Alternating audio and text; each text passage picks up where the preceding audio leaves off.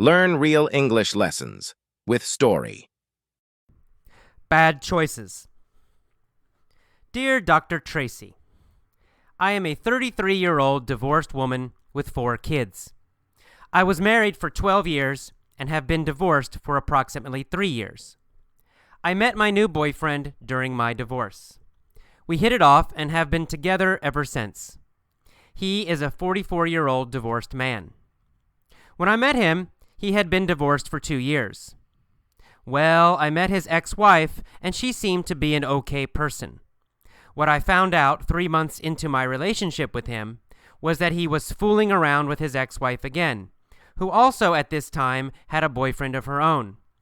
I figured that since I did not have a committed relationship with him, I had no place to say anything. The problem is, it continued further into our relationship, up to the point when I found out I was pregnant. At the same time, I found out that he and his ex-wife planned to go to his family reunion together. Of course, before all of this, I drove by his house one night and saw her car parked outside his home. The excuse I got after all of this was that they were considering getting back together. I thought it was very funny that as soon as she met me, she found interest in him again. I guess my issue is the fact that I'm now still in this relationship. I have brought a child into this nonsense, and I hate the fact that he keeps in contact with her.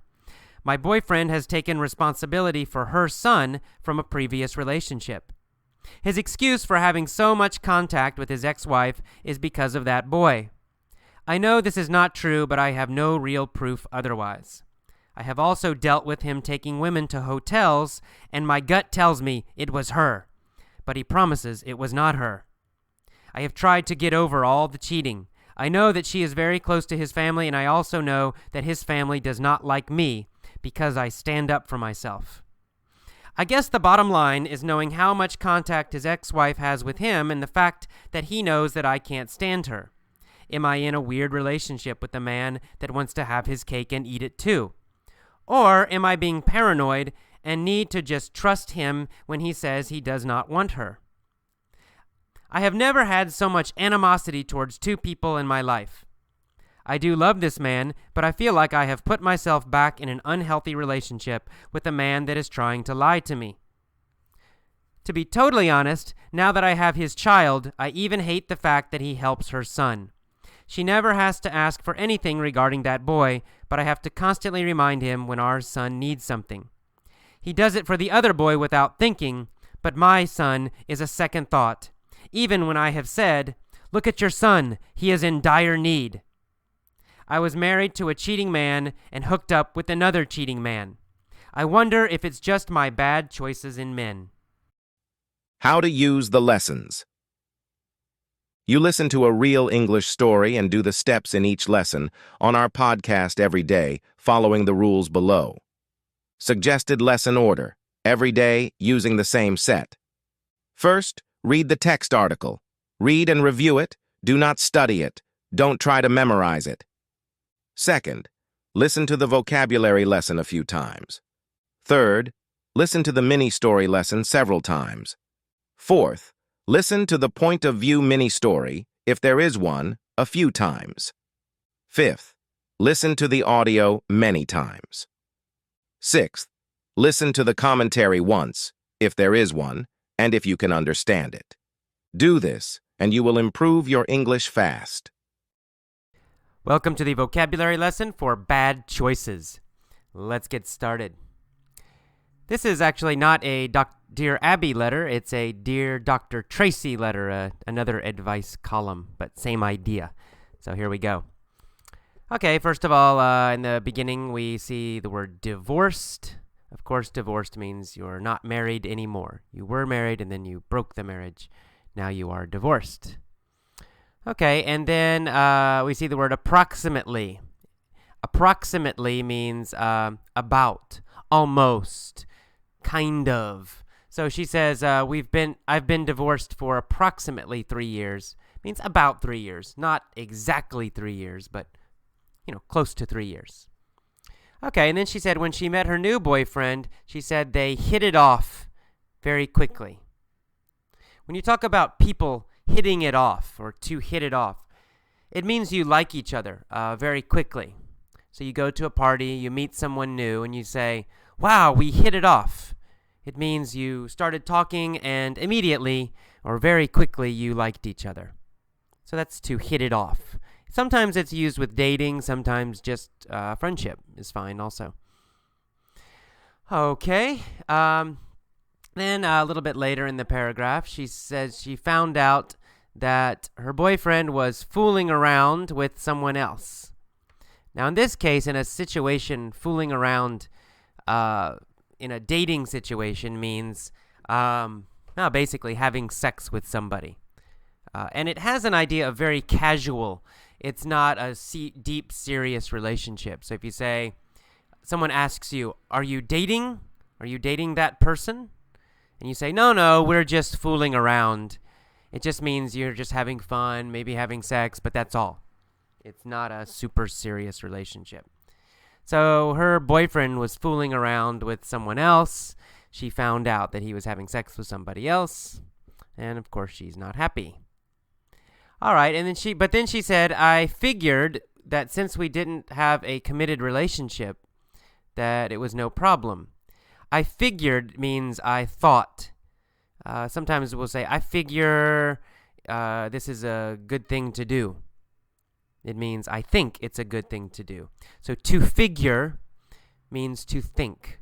It has other meanings maybe too, but in this case, and usually, it's kind of a casual way to say think or believe. Okay, and then she said she figured she had no place to say anything because they did not have a committed relationship.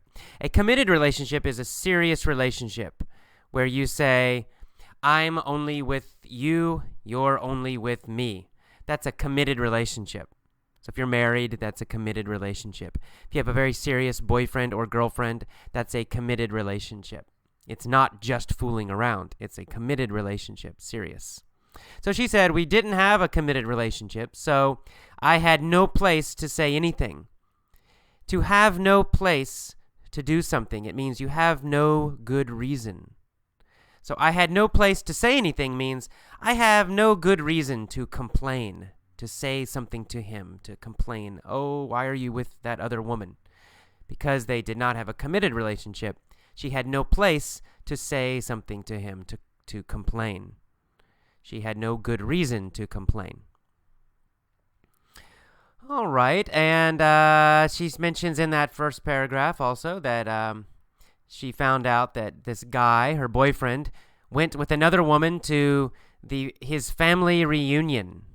A reunion is kind of a meeting, but it's a meeting of people from your past. So a family reunion means all of your family members come together and they meet one time. Not just your close family, not just your mom and your dad or brother or sister. It also means aunts, uncles, cousins, your really big family. Probably you don't see them a lot. Depends, I guess. Some people live near their big families. But in America, most people don't live near their extended families, their big families. So they have a family reunion sometimes where all the family, the cousins, the aunts, the grandparents, the uncles, everybody gets together at one time. That's called a family reunion. So a family reunion. All right, so then let's move on to the next paragraph for the vocabulary. She says, I guess my issue is the fact that now I'm still in this relationship. She's still with him. She says, my issue. My issue means my problem. Issue sometimes means topic, but also sometimes it means a problem. Especially in relationships or psychologically, mentally. If we say I have issues or I have an issue, then usually that means I have a problem or I have problems. So she says, I guess my issue is the fact that I have a child with him now and all this stuff is still happening. So she says, I guess my problem. This is her problem, her issue, her problem. Okay, so she's still dating him. But she says, I brought a child into this nonsense. So she's dating her boyfriend. Her boyfriend has another woman, and now they have a child together. Oh, it's complicated. Anyway, she says, I brought a child into this nonsense. So brought a child into means just she gave birth. She had a baby, and now the baby is in this situation also. The child is in this situation. And nonsense means something that's foolish, stupid, crazy.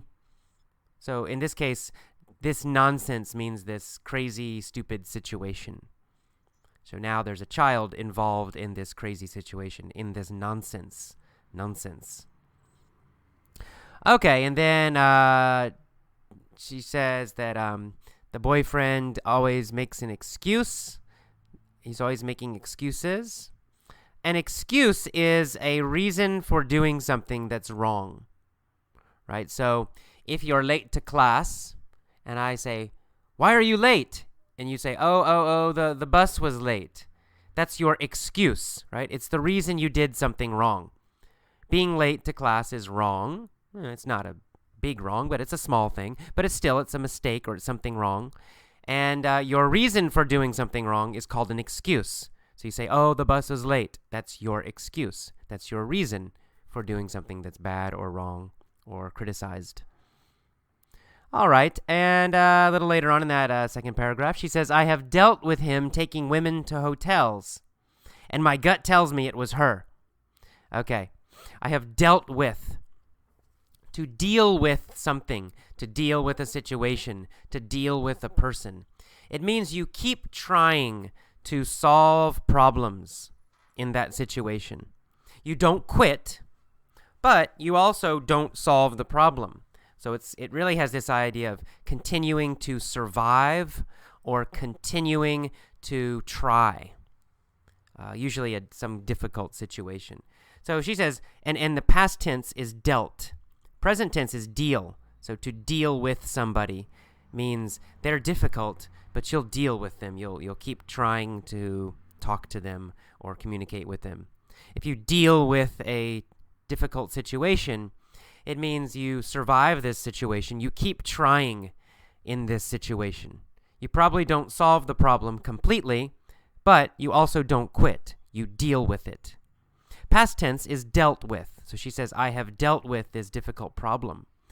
And it's actually present perfect, but anyway. I have dealt with him taking women to hotels. So her boyfriend takes other girls to hotels, and she's dealing with this, or she has dealt with this. So it means it keeps happening, and she keeps trying to survive the situation, but she can't. Another word or phrase with the same meaning is to handle a situation, to handle a person. So she could say, I have handled him taking women to hotels. It's the same basic meaning as dealt or deal. All right, and then she says in that same sentence, my gut tells me it was her. Her means his ex-wife, this one person. My gut tells me means you have a feeling, a deep feeling about some information or something.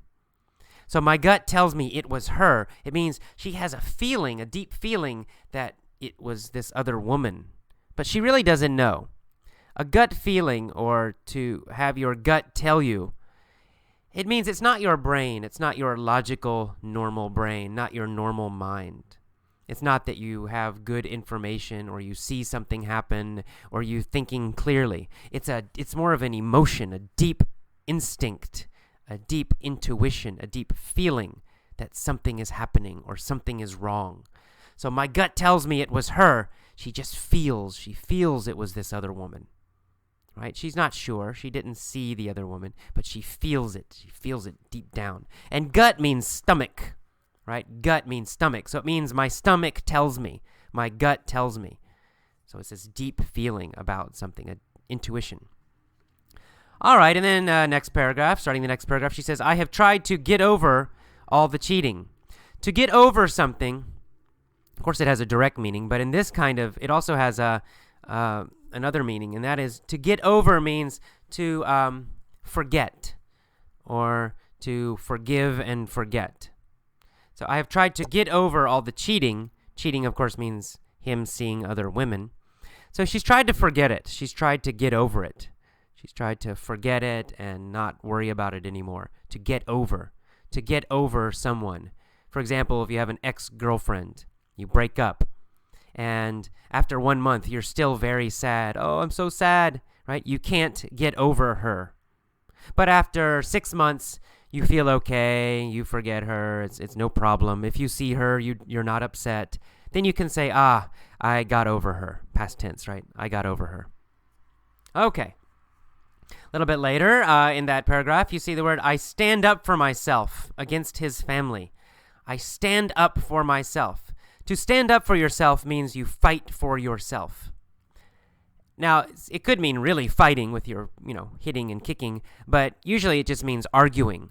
So if someone does something bad to you, you won't let them do it. You will say, hey, stop doing that. Don't do that. That's called standing up for yourself. I stand up for myself means I fight for myself. I argue for myself. I am strong for myself. I don't let other people attack me or treat me badly. I stand up for myself. I'm not sure she really does, but anyway, I stand up for myself.